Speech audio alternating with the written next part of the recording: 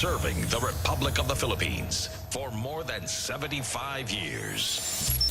Ito po ang Presidential Broadcast Service. Ang Pilipinas ngayon. Narito na ang pinakamainit na mga balita na nakalap sa bawat sulok ng bansa. Ihahatid sa bawat Pilipino saan man kayo sa mundo.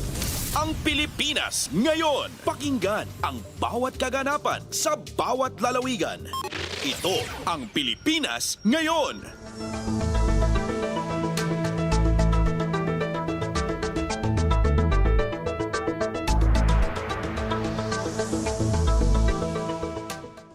Magandang araw po sa ating mga tagapakinig. Welcome po ulit sa ating programang Ang Pilipinas Ngayon.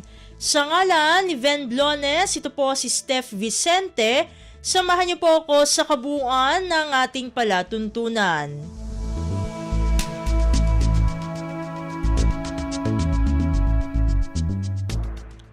Tulad ng dati, mapakikinggan po ang ulat ng ating mga kapatid na himpilan sa probinsya, ang ating mga segmentong balitang negosyo at kalakalan, balitang sports at balitang artista magyangailan sa mga pangunahing balita mula dito sa ating bansa.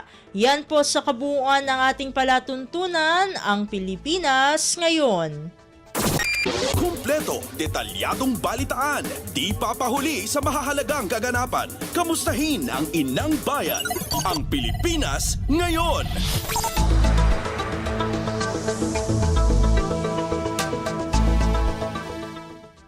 Sa mahahalagang balita, nagpaabot ng pagbati si Pangulong Ferdinand R. Marcos Jr. kay Filipino gymnast Carlos Yulo matapos nitong makuha ang kauna-unahang gintong medalya ng Pilipinas sa Paris 2024 Olympics.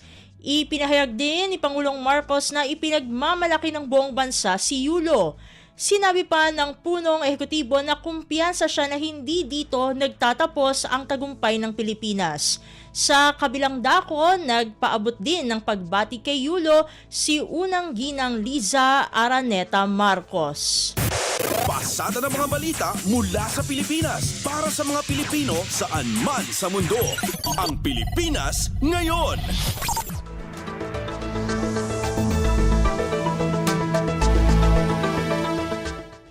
Samantala, lumahok naman si Armed Forces of the Philippines o AFP Chief of Staff General Romeo Bronner Jr. sa bilateral meeting ng Pilipinas at Germany sa Makati nitong linggo. Ang high-level meeting ay pinangunahan ni Department of National Defense o DND Secretary Gilbert Teodoro at German Defense Minister Boris Pistorius. Ayon kay AFP Public Affairs Office Chief Colonel Cercis Trinidad, ang pakikilahok ni Bronner sa pagpupulong ay patunay ng dedikasyon ng AFP na palakasin ang kakayahan sa panlabas na depensa sa pamamagitan ng pagsulong ng magandang relasyon sa ibang mga bansa. Tinalakay sa pagpupulong ang pagtutok sa pagpapahusay ng kooperasyong pandepensa, mga interes panseguridad ng dalawang bansa at mga stratehiya upang maisulong ang kapayapaan at katatagan. Ang makasaysayang pagpupulong ay kasabay ng paggunita sa ika-70 taong anibersaryo ng pagkakatatag ng diplomatikong ugnayan ng Pilipinas at Germany. Testamento ito ng magandang pagkakaibigan at pagtutulungan ng dalawang bansa, partikular sa larangan ng depensa. Kumpleto, detalyadong balitaan, di papahuli sa mahahalagang kaganapan. Kamustahin ang inang bayan, ang Pilipinas ngayon.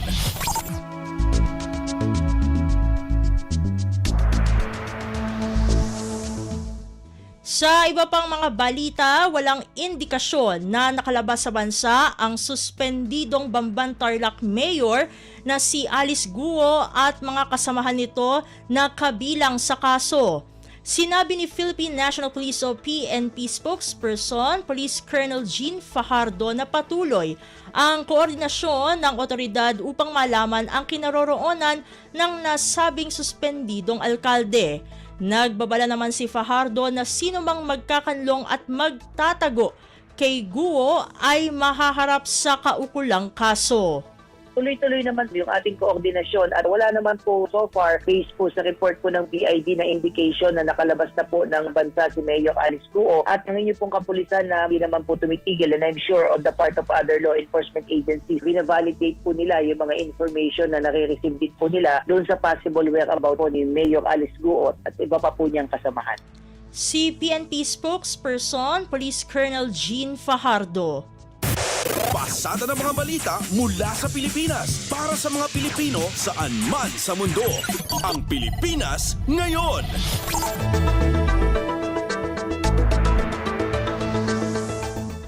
Sa iba pang mga ulat, nanawagan naman ang Department of Justice o DOJ kina Pastor Apollo Kibuloy at dating kongresista Arnie Teves na patuloy na nagtatago na sumuko at harapin ang mga kaso laban sa kanila.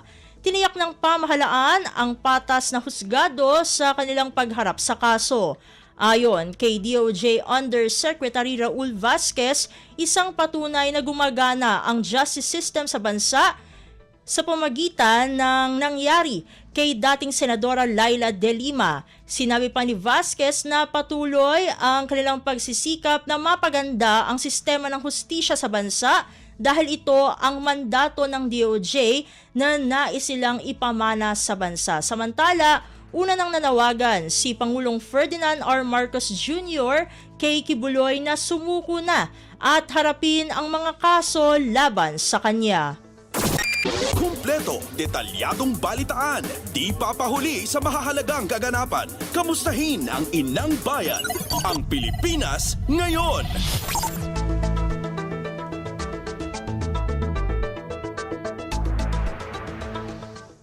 Samantala, mas pinaigting pa ng Department of Trade and Industry o DTI ang mga hakbang ng pamahalaan upang lalo pang magamit ang 400 Special Economic Zones o SEZs sa bansa.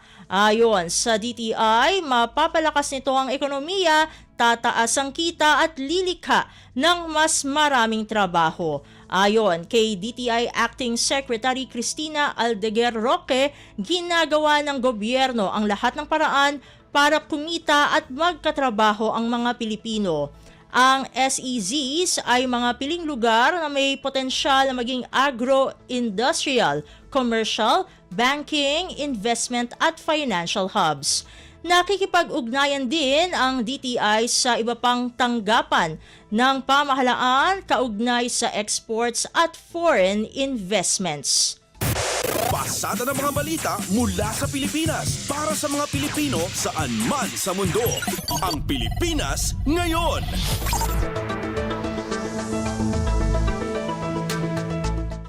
Sa iba pang mga balita, iginiit ng Department of Transportation o DOTR na hindi dapat ipatigil ang Public Utility Vehicle o PUV Modernization Program. Sinabi ni DOTR Undersecretary Jesus Ferdinand Ortega na nasa tamang takbo ang nasabing programa at nasosolusyonan ang anumang kakulangan habang umuusad ito. Umabot na aniya sa 83% ang naipatupad na sa nasabing programa na layong pagandahin ang transportasyon sa bansa. Hindi po kailangan isuspend habang inaayos. Nangyari na po ito nung bagong pasok pa lang po kami. Ako po early last year, we've heard a lot of concern. Habang matakbo ang programa at nakikinig sa mga concerns at inaayos, tumaas pa nga ang consolidation from 60s. Umabot na tayo ng 83 tayo. Sabihin, effective yung tuloy ang programa habang nakikiusap at naghahanap ng solusyon. Sinabi rin ni Ortega na kailangan ang tulong at suporta ng lahat ng sektor kabilang ang Senado, Kongreso at pribado para sa ikabubuti ng PUV Modernization Program. Nakabubuti aniya na ituloy ang pagpapausad sa nasabing programa para sa ikabubuti ng mga mamayan lalo na sa mga pasahero. Ito po'y programa kailangan natin sa bansa. But more than that, and other than that, the marching order of the President. Ang utos po sa amin, ituloy ang programa, and up to now, we have to continue the program because this is the program of the President, of this administration, and most especially, kailangan na ito ng ating commuters. Si DOTR Undersecretary Jesus Ferdinand Ortega. Kumpleto, detalyadong balitaan, di papahuli sa mahahalagang kaganapan. Kamustahin ang inang bayan, ang Pilipinas ngayon.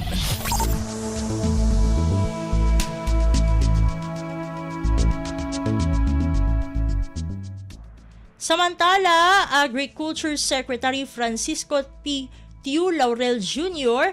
nagpasalamat sa Congressional Oversight Committee on Agriculture and Fisheries Modernization sa pagsuporta sa panukalang pagpapalawig ng Rice Tariffication Law. Samantala, muling tiniyak ni Tiu Laurel na walang dapat ikabahala sa ipinatutupad na tapyas taripa sa imported na bigas dahil dadaan ito sa pagrepaso kada 4 na buwan kung saan posibleng irekomenda ang tariff hike. Ang detalye ng balitang ito mula kay Mary Ann Bastasa. Nagpasalamat si Agriculture Secretary Francisco Tiu Laurel Jr. sa Congressional Oversight Committee on Agriculture and Fisheries Modernization lalo na sa suporta nito sa panukalang extension ng Rice Tariffication Law at amendment na triplehin ang pondong inilalaan para sa mga magsasaka. Ayon sa kalihim, mahalaga ang pagrepaso sa RTL para makamit ang hangarin ng administrasyon na isang Food Secure Philippines kung saan higit na makikinabang ang mga magsasaka. Kailangan din anya ang karagdagang suporta sa tulong na mechanization at mas mataas na seed production. Itinutulak ni Secretary Tiu Laurel na magamit ang RCEP funds sa mga proyektong gaya ng solar irrigation, water impounding, soil testing at pest control. Kasama rin sa mungkahi ng kalihim sa ilalim ng revised RTL ang pagbibigay ng kapangyarihan sa DA na makialam sa merkado at mapatatag ang presyo ng bigas. Kasunod nito, muling tiniyak Secretary Tiu Laurel na walang dapat ikabahala sa ipinatutupad ngayong tapyas taripa sa imported na bigas dahil dadaan naman ito sa regular na review. Ito si Mary Ann Bastasa para sa Radyo Pilipinas. Pasada ng mga balita mula sa Pilipinas para sa mga Pilipino saan man sa mundo. Ang Pilipinas ngayon.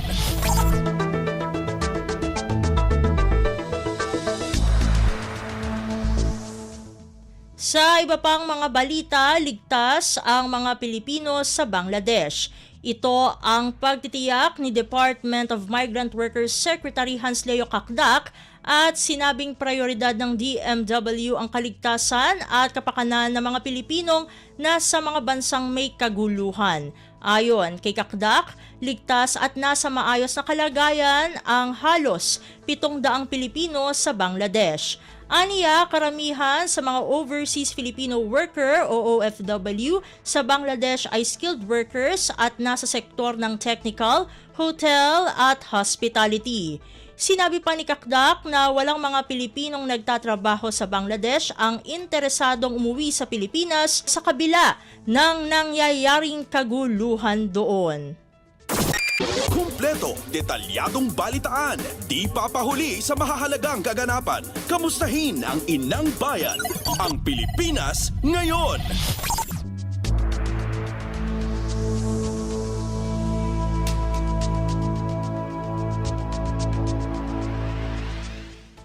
Sa iba pang mga ulat, tiniyak ng Department of Migrant Workers o DMW na handa silang tulungan ang mga overseas Filipino worker o OFW na apektado ng labanan sa pagitan ng Hezbollah at Israel.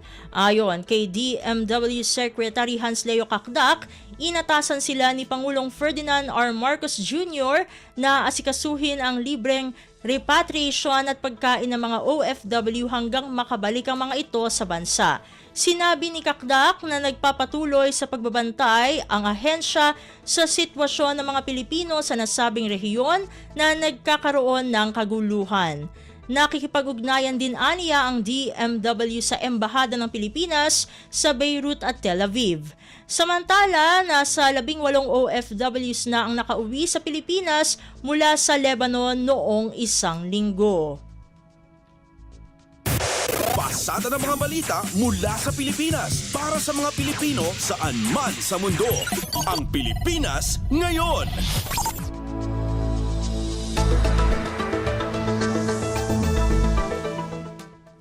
Samantala, pinalaya na ang 3 Pilipinong seafarers na dinakip ng mga otoridad sa bansang Iran.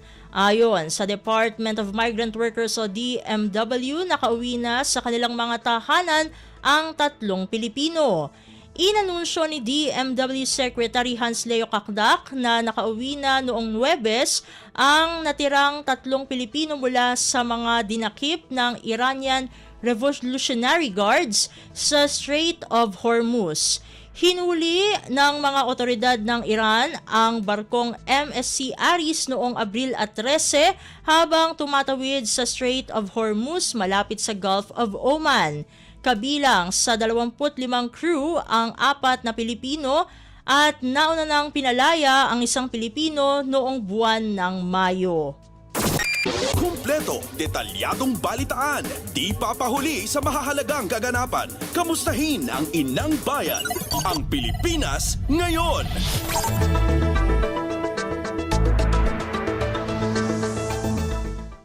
Sa iba pang mga balita, Philippine National Police o PNP naglagay ng mga Police Assistance Desk sa mga paaralan nitong araw ng Lunes para sa ganap ng balik eskwela. Ayon kay PNP Public Information Office Chief Police Colonel Jean Fajardo, mayroong humigit kumulang 3,600 na mga public assistance desk na maaaring hingan ng tulong ng publiko sakaling magkaroon ng mga hindi inaasahang insidente. Ang detalye ng balitang ito mula kay J. Mark Dagala. Muling diniyak ng Philippine National Police o PNP ang kahanda nito sa pag-alalay sa mga mag-aral, magulang at guro ngayong full-blown na ang pagbabalik eskwela sa araw na ito. Yan ang inihayag ng PNP kasunod na rin ang pagbubukas sa klase sa mga paaralang apektado ng nagdaang kalamidad, gayon din ang mga ginamit bilang evacuation center. Ayon kay PNP Public Information Office Chief Police Colonel Jean Fajardo, bagamat nasamay sa Unity Walk ng ilang transport group ay hindi naman sila magbababa ng kalasag at paigtingin pa rin nila ang police visibility sa paligid ng mga paaralan. Sa ngayon, sinabi ni Fajardo na mayroon silang humigit kumulang 3,600 na public assistance desks na inilatag upang maging takbuhan ng publiko sakali magkaroon ng emergency. Katuwang ng pulisya, ayon kay Fajardo, ang mga force multiplier at security personnel ng bawat paaralan kung saan isa'y nailalim ang mga ito sa orientation upang agad na masupil ang posibilidad ng krimen sa loob at labas ng mga eskwelahan. J. Mark Tagala, Radyo Pilipino. Pasada ng mga balita mula sa Pilipinas para sa mga Pilipino saan man sa mundo. Ang Pilipinas ngayon.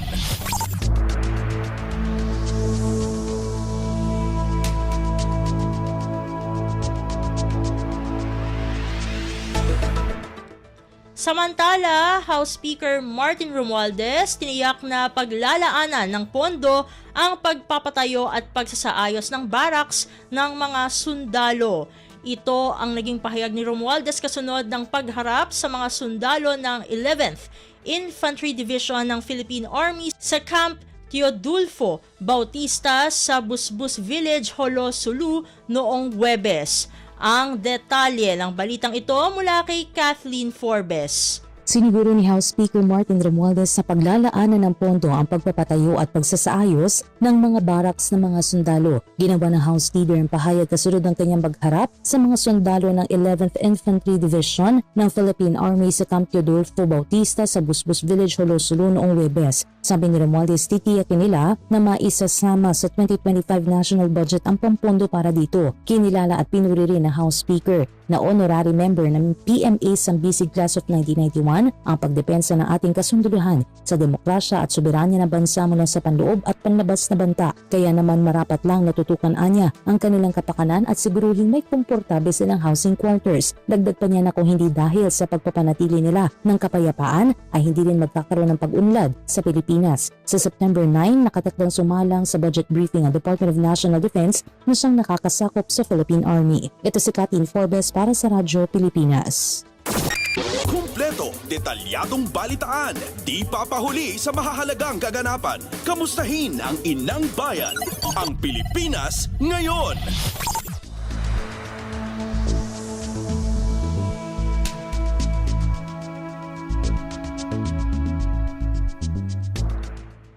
Sa iba pang mga balita, lumawak pa ang mga sakop na karagatang kontaminado ng red tide toxin. Batay sa ulat ng Bureau of Fisheries and Aquatic Resources o BIFAR, apektado na rin ng paralytic shellfish poison ang karagatan ng Tungawan sa Zamboanga, Sibugay. Bukod dito, nananatiling apektado ng red tide ang Dumanquillas Bay sa Zamboanga del Sur, coastal waters ng San Benito sa Surigao del Norte, karagatan ng Daram Island, Zumaraga Island at Cambatutay Bay sa Samar, Matarinaw Bay sa Eastern Samar at Cancabato Bay sa Leyte. Dahil dito, pinag-iingat ang publiko sa pagkain ng shellfish na nakukuha sa mga naturang katubigan dahil mapanganib ito sa kalusugan. Paalala pa ng BIFAR, ligtas naman kumain ng mga isda, pusit, hipon at alimangong nahuli o nagmula sa nasabing karagatan, kailangan lamang itong hugasan at lutuing mabuti.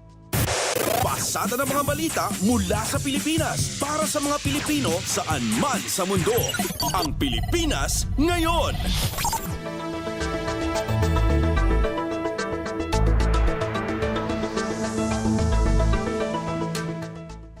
At iyan ang mga maiinit na balita para sa araw na ito. Samantala, ating antabayanan ang mga ulat mula sa ating mga kapatid na himpilan sa probinsya para sa ating regional news. Balita mula sa lalawigan sa bawat rehiyon ng ating bayan. Dito sa Ang Pilipinas Ngayon.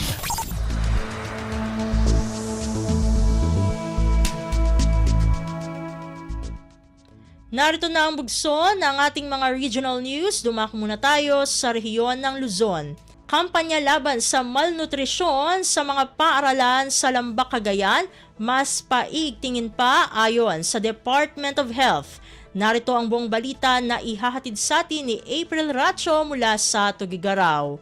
Namnaman itatinaing ingat pa'y a health education mainagiti nutrisyon kadagiti pagadalan iti rehiyon 2. Itinaisay ang katabiyang kalusugan itinapalabas sa lawas kaspasat iti panangisira ti Nutrition Month celebration para iti bulan ti Hulyo. Impakaammo ni Department of Health ni DOH Region 2 Director Amelita Pangilinan asaan laang aglipas kadayjay ti kampanyada nga iddepen ti malnutrisyon ang mapadpadasan dagiti sumagmamanong ubing iti rehiyon. Kalpasan dagiti kinunana ket papananda dagiti pagadalan. Kinunana ano iti sigod ket papapananda dagiti geographically isolated and disadvantaged areas iti naduma-duma a probinsya. Kadwada ti National Nutrition Council when NNC itaket papananda dagiti pagadalan tapno maingato ti health literacy dagiti agtutubo. Sinuportaron med daytoy ni NNC Regional Nutrition Program Coordinator Maria Gisela Lonzaga katimpaganetget na ti panakasapol ang masulbar dagiti maikonsidera kas triple burden of na malnutrition dagiti ti undernutrition, overnutrition when obesity ken micronutrient deficiency. Ti biyaheng kalusugan ti DOH ket may sa nationwide movement apapananda dagiti amin na rehiyon iti pagilian tapno maiwaras dagiti masapol nga impormasyon dagitoy mainag kadagiti health events iti binulan. Manipud Tugigaraw City daytoy ni April Salukon Racho para iti Radyo Pilipinas World Service.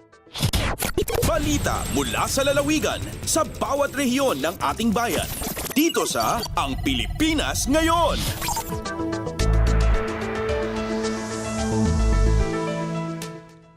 Inyong napakinggan ang ulat ni April Racho mula sa Tugigaraw.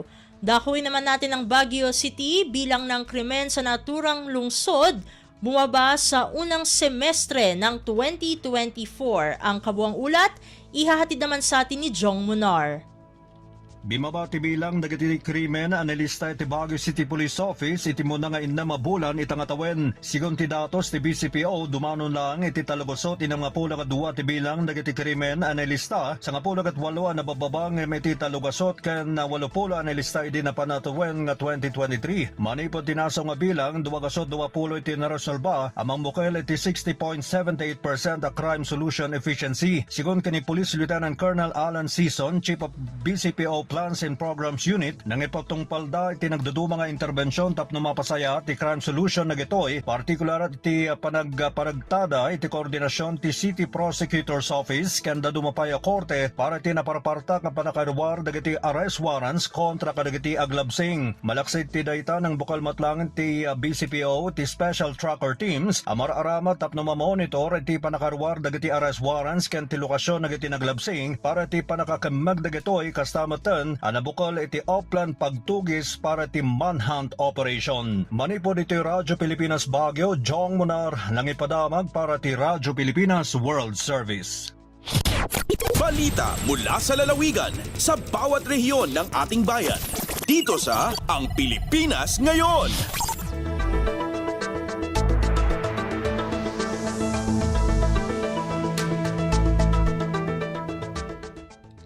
Inyong napakinggan ang ulat ni Jong Munar mula sa Baguio City. Dumako naman tayo sa Virac, PNP Catanduanes, mayroon ng bagong provincial director. Ang detalye ng balita, ihahatid naman sa atin ni Juris de la Rosa.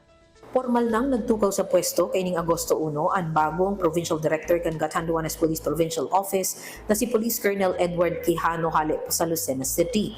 Pinalitan kay ni si Police Colonel Ryan Viador na nagserbi bilang Provincial Director kan Catanduanes pun Enero hanggang Hulyo kay ning taon. Pigsagibo ang turnover of office ceremony sa Heroes Hall Camp Francisco Camacho na pinanginawtan mismo ni Bicol Regional Director Police Brigadier General Andre Dizon kaiba si Governor Joseph Cua bilang guest of honor. Sa mensahe ni Police Colonel Ador, pinaabot kay niya sa iyang dakulang pasasalamat sa mga tauhan kan Catanduanes PPO asin sa gabos na sa iyang mga naging kapartner asin stakeholders para sa dakulang suportang sumuo sa iyang naresibi hali sa mga ini. Tinawaning doon ni Ador ang sa iyaman ng mga nagibuhan akomplishimento sa diit na panahon kan sa iyang pagserbi. Mientras tanto, sa mensahe man kan bagong provincial director, siniguro kaini na pagsiserbihan ang mga Katandunganon ni bilog niyang dedikasyon. Sisiguraduhon subot kaini na maipamati sa mga Katandunganon ang serbisyong approachable, presentable, and dependable na pigsusulong kan pambansang pulisya. Halay Vera Catanduanes, ako si Juris de la Rosa para sa Radyo Pilipinas World Service.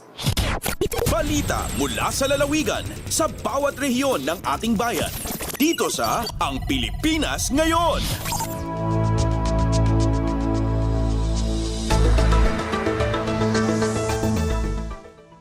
Inyong napakinggan ang ulat ni Juris de la Rosa mula sa Virac.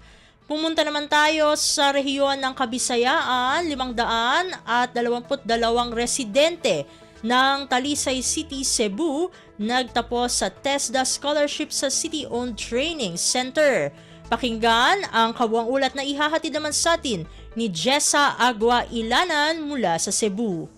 Hingpit nga nahimong certified skilled workers na anaa sa 522 ka mga residente sa dakbayan sa Talisay sa lalawigan sa Sugbo. Kinihuman nila makumpleto ang training program sa Talisay City Livelihood Training and Assessment Center, ang pasilidad nga gidumala sa Talisay City Government. Gipasigarbo ni Talisay City Mayor Gerald Anthony Samsam Gulyas nga naningkamot ang dakbayan nga mahatagan og dugang kapasidad ang mga lumulupyo niini. Gani gibutyag sa mayor nga gikan sa usa ka buhatan ubos sa Mayor's Office kamahong City Social Welfare and Development, duna na unyay kaugalingong departamento ang programa sa skills development sa dakbayan. Saan sa city government padayunon ang mga programa nga makaayo sa mga Talisaynon. Gikan sa RP1 Cebu, sa Agua Ilanan para sa Radyo Pilipinas World Service. Balita mula sa lalawigan sa bawat rehiyon ng ating bayan. Dito sa Ang Pilipinas Ngayon.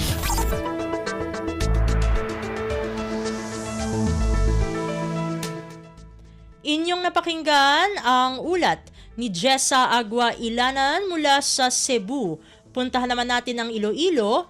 Most wanted person sa Western Visayas, arestado sa probinsya ng Antique. Narito si Paul Tarosa para sa detalye ng balita.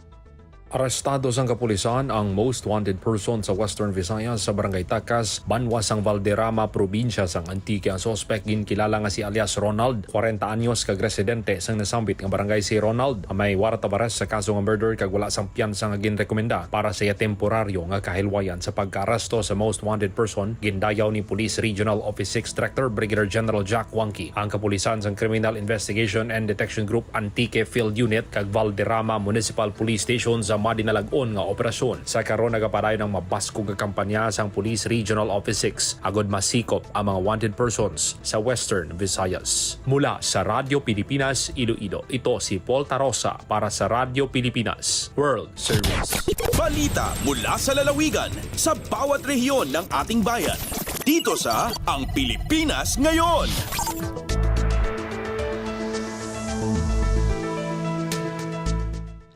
Inyong napakinggan ang ulat ni Paul Tarosa mula sa Iloilo. Dumako naman tayo sa rehiyon ng Mindanao. Relief operation para sa mga MILF decommissioned combatants isinagawa sa Camp Rajamuda sa Pikit, Cotabato sa pangunguna ng Office of the Presidential Advisor on Peace, Reconciliation and Unity o OPAPRU. Ang kabuang ulat ihahatid naman sa atin ni Maselda Salya mula sa Davao.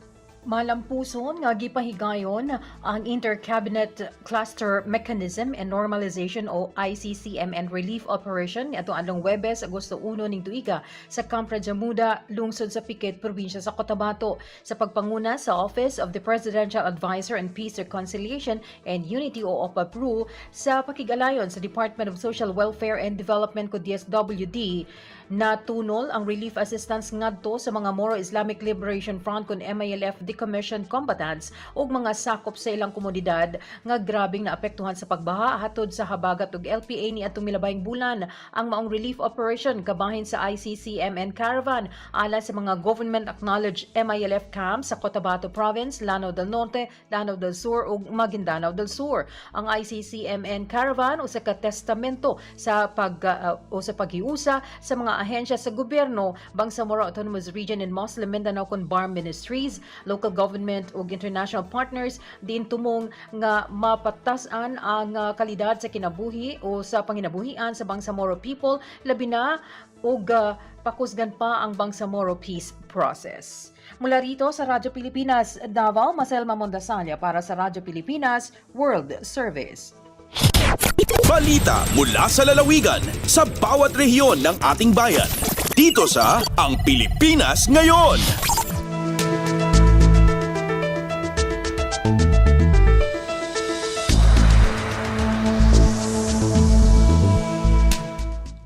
Inyong napakinggan ang ulat ni Maselda Salya mula sa Davao. Puntahan naman natin ang Butuan, pinakaunang Alternative Learning System o ALS building sa Caraga Region itatayo sa lalawigan ng Agusan del Norte. Ang detalye ng balita, ihahatid naman sa atin ni Jocelyn Morano. Dungan na pahigayon ang multi-party ceremonial MOA signing o groundbreaking tali sa kagamhanang lokal sa Benavista, Agusan del Norte o Department of Education kun DepEd dito sa Benavista Central Elementary School grounds. Para kini kahatagag katumanan ang konstruksyon sa labing unang two-story alternative learning system kun ALS building dinhi sa Caraga Region. Ang proyekto gipunduhan sa kapin 14.141 million pesos sa DepEd National Office. Ang LGU Benavista mo ay usa sa pinakapaspas na katuman sa mga rekisitos og daling nakapasa sa gikinahanglang mga dokumento hinungdan nga napunduhan gidayon kini. Sigon ni ALS Focal Person Josephine Chuni of Sinares, 54 million pesos ang alokasyon sa DepEd para sa pagtukod sa upat ka mga ALS building sa nasod. Ingon ni Mayor Joselito Roble, nakapadasig ang proyekto para padayunon sa kagamhanang lokal suportahan ng ALS o guban pang programa sa DepEd kay usa sa nakapahimulo sa ALS mao ang Badyaw community. Mula sa RP Butuan, ako si Jocelyn Morano para sa Radyo Pilipinas World Service. Balita mula sa lalawigan sa bawat rehiyon ng ating bayan. Dito sa Ang Pilipinas Ngayon.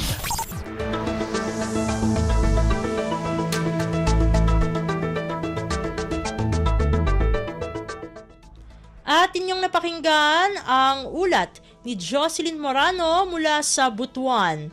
Dito na nagtatapos ang ating regional news. Narito naman ang ating segmentong Balitang Negosyo at Kalakalan na susundan ng segmentong Balitang Sports, parehas na ihahatid sa atin ng ating kasamang si Leo Magpayo.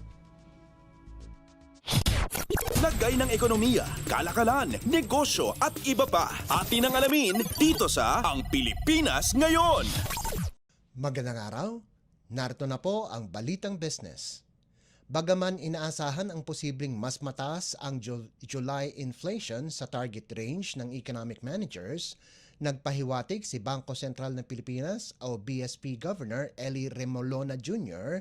na maaaring tuloy pa rin umano ang planong policy rate cut ngayong buwan ng Agosto. Sa panayam kay Remolona, sinabi nito na may posibilidad na sa August 15 ang pagbabawas ng 25 basis points o BPS sa interest habang isa pang 25 BPS sa huling bahagi ng taon. Ginawa ni Remolona ang pahayag sa gitna ng pagtaya ng mas mataas na inflation rate sa pagitan ng 4 hanggang 4.8% para sa buwan ng Hulyo. Mas mataas ito sa 3 hanggang 4% inflation target ng Development Budget Coordination Committee o DBCC. Kumpiyansa naman ang BSP chief na hindi maapektuhan ng bagyong Karina ang July inflation rate dahilan kadalasan ang Aggregate Consumer Price Index o CPI basket ay nararamdaman sa mga susunod na buwan. Umaasa si Remolona na ang mababang taripa sa imported na bagay at second quarter GDP ay magdudulot ng mas mabagal na inflation upang makatulong sa pagbaba ng monetary policy. Lagay ng ekonomiya, kalakalan, negosyo at iba pa. Atin ang alamin dito sa Ang Pilipinas Ngayon. Target ng Department of Trade and Industry o DTI na palakasin ang Small and Medium-Sized Enterprises o SMSEs para makatulong sa paglago sa ekonomiya ng bansa. Sinabi ni DTI Acting Secretary Cristina Aldeguer Roque na kahit 10% lamang ng SMSEs ang mapalago ay malaki na ang maitutulong upang makalikha ng trabaho. Giit pa ni Roque na kailangang palakasin ang SMSE kasama na dito ang digitalization o ang paggamit ng mga social media platforms at paggamit ng artificial intelligence o AI diversification. Gayon din upang matulungan ang SMSE sa pagpupondo sa pamamagitan ng DTI, Small Business Corporation financing at ang pagbubukas din sa posibleng franchising sa mga negosyong maganda at pasok sa mga kumikitang payak na negosyo. Lagay ng ekonomiya, kalakalan, negosyo at iba pa. Atin ang alamin dito sa Ang Pilipinas Ngayon. Inatasan ni Department of Budget and Management o DBM Secretary Amena Pangandaman ang kagawaran na ipalabas na kaagad ang Implementing Rules and Regulations o IRR para sa taas sahod ng mga kawani ng gobyerno. Ito ay pagkatapos ilabas ng Malacanang ang Executive Order o EO No. 64 na pinirmahan ni Executive Secretary Lucas Bersamin sa ngalan ni Pangulong Ferdinand R. Marcos Jr. nitong Agosto 2 na nagbibigay ng kaukulang taas sahod at karagdagang medical allowance para sa lahat ng empleyado ng gobyerno. Ayon sa EO64, ang dagdag sahod ay mayroong 4 na tranches na magsisimula ngayong taon hanggang sa taong 2027. Sinabi naman ni Pagandaman na nasa 36 na bilyong piso ang nakalaan sa ilalim ng 2024 national budget para sa salary increase ngayong taon. Bukod dito, ani kalihim, mayroon ding 70 bilyong piso ang inilaan sa panukalang 2025 national budget para sa kakulangan sa pondo ngayong taon at sakop na din ang second tranche sa susunod na taon. Samantala, ang karagdagang 7,000 medical allowance kada taon para sa lahat ng government employees ay magsisimula sa susunod na taon. Lagay ng ekonomiya, kalakalan, negosyo at iba pa. Atin ang alamin dito sa Ang Pilipinas Ngayon. At para naman sa sports balita, updates at pinakahuling mga usapin sa mundo ng palakasan. Atin ang pakinggan dito sa Ang Pilipinas Ngayon. makasaysayang ikalawang magkasunod na gintong medalya nasungkit ni Golden Boy Carlos Yulo sa 2024 Paris Olympics. Ang kabuuang balita mula kay Aaron Bayato ng RP2 Sports. Isang makasaysayang performance ang ipinamalas ng ating pambansang gymnast na si Carlos Edriel Caloy Yulo matapos makapag-uwi ng 2 gintong medalya sa Men's Artistic Gymnastics ng 2024 Paris Olympic Games. Unang nagwagi si Yulo noong Sabado sa Men's Floor Exercise Final matapos magtala ng score na 15.000. Makalipas lang ang 24 oras kagabi lang, isa pang ginto ang dinagdag ni Kaloy matapos i-dominate ang vault final sa score na 15.116. At sa broadcast time, ito na ang pinakamagandang performance ng Team Pilipinas sa kasaysayan ng Olympics. Ito na rin sa ngayon ang ikatlong ginto ng Pilipinas sa palarong Olimpiko. Samantala, 2 medalya ang inaasahan mula sa boxing courtesy of Ira Villegas sa women's flyweight at Nesty Petesio sa women's featherweight. Mula sa RP2 Sports, Aaron Bayato nag-uulat para sa Radyo Pilipinas. Updates at pinakahuling mga usapin sa mundo ng palakasan. Atin ang pakinggan dito sa Ang Pilipinas Ngayon. At balitang Paris Olympics pa rin, patuloy ang kampanya ni Filipina hurdler Lauren Hoffman sa 2024 Paris Olympic Games. May pagkakataon pang makapasok ng semifinals ng women's 400-meter hurdles pagkatapos nagtapos si Hoffman sa ika-8 pwesto sa Heat 4 ng event qualifiers na ginanap sa Stade de France. Nagtapos sa oras na 57.84 seconds si Hoffman at nailagay siya sa ika-37 pwesto sa 40-woman field. Samantala, nagkaroon din ng pagkakataon si Filipino athlete John Cabang Tolentino sa kanyang kampanya sa Summer Games. Kinapos ang Filipino hurdler na direktang pumasok sa semifinals ng men's 110-meter hurdles pagkatapos nagtapos sa ika-6 na pwesto sa Round 1 Heat 1 ng naturang event. Nakapagtala si Tolentino ng oras na 13.66 seconds at nailagay sa ika-32 pwesto sa 40 hurdlers na lumahok sa qualification round. Nailagay si Tolentino katulad ni Hoffman sa repechage round kung saan may pagkakataon pa silang makapasok sa semis.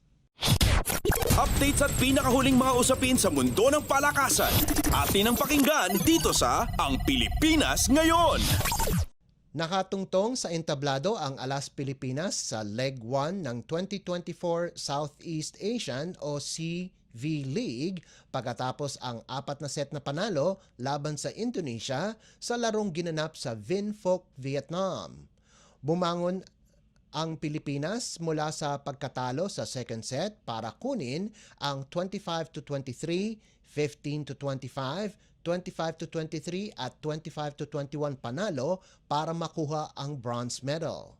Ito ay isang malakas na pagtatapos para sa Alas Pilipinas na natalo sa kanilang mga unang laban kontra Vietnam at Thailand. Ito rin ang kauna-unahang pagkakataon na ang women's national team ay nagtapos sa entablado sa regional simula pa noong nakamit nila ang back-to-back bronze finishes sa unang edisyon ng liga noong 2019. Nanguna para sa Alas si National University standout Alyssa Solomon sa nagawa nitong 16 na puntos mula sa 14 na kills, 1 block at 1 service ace, habang kapwa si Cici Rondina ng Choco Mucho at Ea Laroy ng Chero Tigo ay naka-13 puntos bawat isa. Ang middle blockers naman na sina Thea Gagate at Fifi Sharma ay nagambag ng pinagsamang 17 puntos. Magbabalik aksyon ang Alas Pilipinas sa second leg ng CV League na nakatakda mula Agosto 9 hanggang 11 sa Thailand. Updates at pinakahuling mga usapin sa mundo ng palakasan. Atin ang pakinggan dito sa Ang Pilipinas Ngayon. Naghiwalay na ng landas ang Converge at ang kanilang head coach na si Aldin Ayo 3 linggo bago magsimula ang susunod na PBA season. Kasabay ng anunsyo ng FiberXers ay sinabi na din na papalitan siya bilang acting coach ni assistant coach Franco Atienza. Ang matagal na lead assistant ni Ayo na si Macjor Luwib ay aalis na din sa koponan. Sa isang pahayag, sinabi ni Converge team manager Jacob Blau na nagkasundo ang bawat panig na maghiwalay na sila ng landas. Kagulat-gulat ang anunsyo dahil kakagaling lamang ni Ayo sa pag-coach sa Converge sa Kadayawan Invitational Basketball Tournament sa Davao City. Magiging ikatlong coach si Atienza sa batang kasaysayan ng Converge na sumali sa PBA nitong 2022 pagkatapos bilhin ang prangkisa ng Alaska. Nakuha ni Ayo ang posisyon mula kay Jeffrey Carriazo pagkatapos ng 2022 PBA Philippine Cup at minandohan ang Converge papasok sa quarterfinals ng 2022 Commissioner's Cup at 2023 Governor's Cup. Subalit naging mahirap ang 2023 to 2024 season para kay Ayo at ng FiberXers kung saan nanalo lamang sila ng 3 sa 22 laro. Sa kabilang banda, nakuha naman ng FiberXers ang number 1 pick sa rookie draft kung saan pinili nila ang star ng Maharlika Pilipinas Basketball League o MPBL na si Justin Baltazar. Updates at pinakahuling mga usapin sa mundo ng palakasan. Atin ang pakinggan dito sa Ang Pilipinas Ngayon. At yan ang pinakahuling balita sa larangan ng palakasan. Para sa Radyo Pilipinas World Service, ito po si Leo Magpayo. Magandang araw. Updates at pinakahuling mga usapin sa mundo ng palakasan. Atin ang pakinggan dito sa Ang Pilipinas Ngayon.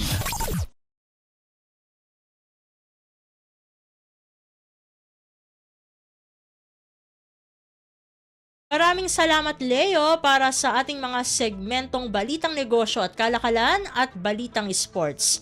Para naman sa ating mga kachismis, narito na ang ating segmentong Balitang Artista kasama ang nag-iisang si Mama JT. Ang latest, ang hottest sa showbiz and entertainment. Heto na sa Ang Pilipinas Ngayon.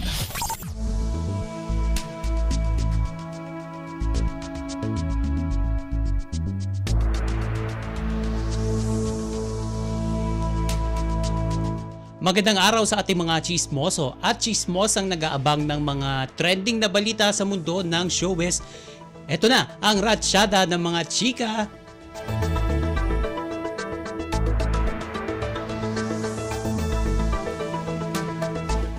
Malungkot na balita, pumanaw na ang veteranong film producer na si Lily Monteverde o mas kilala sa bansag na Mother Lily sa edad na 85.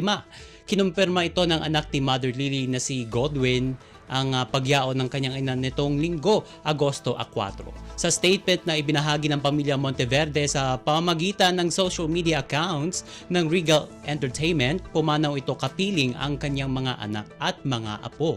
Sa mga huling sandali ni Mother Lily ay nakapagpaalam pa ito sa kanyang mga kapamilya bago ang kanyang pagpanaw. Humingi naman ng dasal ang pamilya kasabay sa pag-alala sa kanya hindi lang bilang haligi sa industriya ng pelikula kundi isa ring ulirang ina. At kilala rin si Mother Lily bilang isa sa mga nag-produce ng mga hindi malilimutang pelikula ng Regal Films katulad ng Scorpion Nights, Shake, Rattle and Roll, Relasyon, Mano Po at marami pang iba. Siya rin ang isa sa mga naglunsad sa karera ng tinaguriang Regal Babies, kabilang na sina Alma Moreno, Gabby Concepcion, William at Albert Martinez, Snooki Serna, Dina Bonnevie, Rufa Gutierrez at ang Diamond Star na si Maricel Soriano, maging sina Ice Seguera at Aiko Melendez. Nakatakda sana itong magdiwang ng kanyang ika-86 na kaarawan sa Agosto 19. Ang latest, ang hottest sa showbiz and entertainment. Heto na sa Ang Pilipinas Ngayon.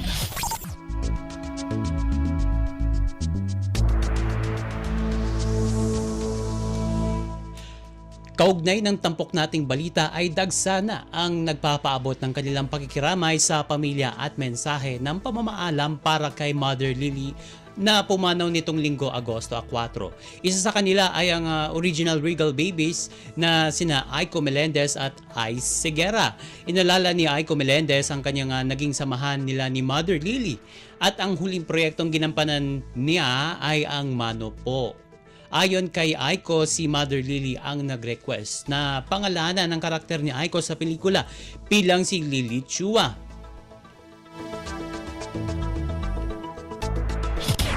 Ang latest, ang hottest sa showbiz and entertainment. Heto na sa Ang Pilipinas Ngayon. Samantala, sinariwa ng singer naman na si Ice Higuera ang kanyang naging unang break sa pelikula dahil binigyan siya ng pagkakataon ng namayapang film producer upang gumanap sa ilang roles. At kapwa sila humiling ng kapayapaan para sa kaluluwa ni Mother Lily. At nakikiramay po ang inyong lingkod at ang World Service sa pagpanaw ng batikang film producer na si Lily Monteverde. Ang latest, ang hottest sa showbiz and entertainment. Heto na sa Ang Pilipinas Ngayon.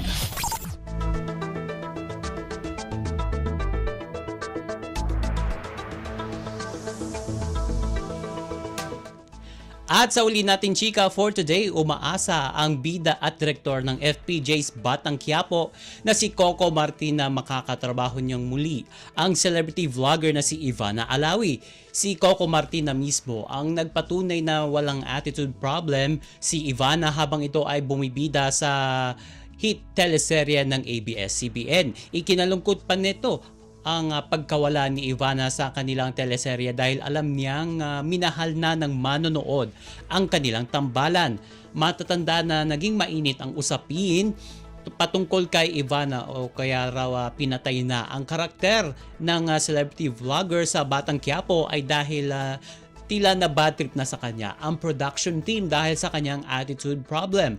Sa last taping day daw ni Ivana ay talagang ayaw niyang pag-usapan ang pag-alis ng dalaga sa show. Ang latest, ang hottest sa showbiz and entertainment. Heto na sa Ang Pilipinas Ngayon.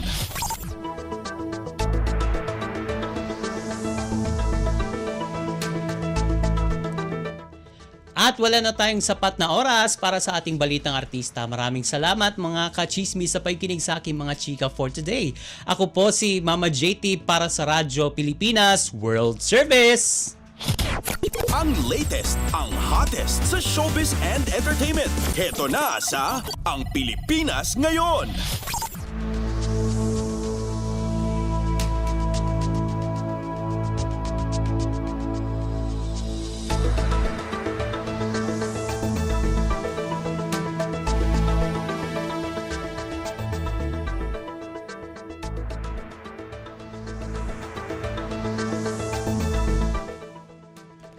At yan ang naging kabuuan ng ating programa para sa araw na ito. Samantala, magpapasalamat muna tayo sa ating mga nakasama sa ating transmitter site sa Tinang. Sa studio, kasama natin si Milo Jonella, Susan Aison at Anthony Pimentel.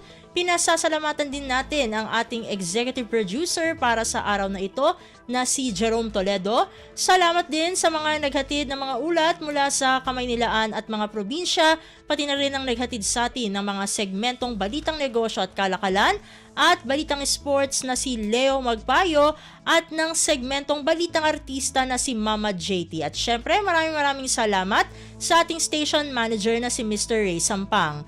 Maraming salamat po hanggang sa susunod na edisyon ng ating palatuntunan. Huwag kalimutang mag-like, mag-follow at mag-subscribe na sa mga social media account o page ng Radyo Pilipinas World Service upang maging laging updated sa mga mahalagang balita. Sa ngalan ni Ven Blones, ito po si Steph Vicente. Mabuhay po tayong mga Pilipino. At yan ang Pilipinas Ngayon. Muling samahan si Ven Blones sa parehong oras at alamin ang pinakahuling mga kaganapan at balita saan man kayo naroon. Ang Pilipinas Ngayon.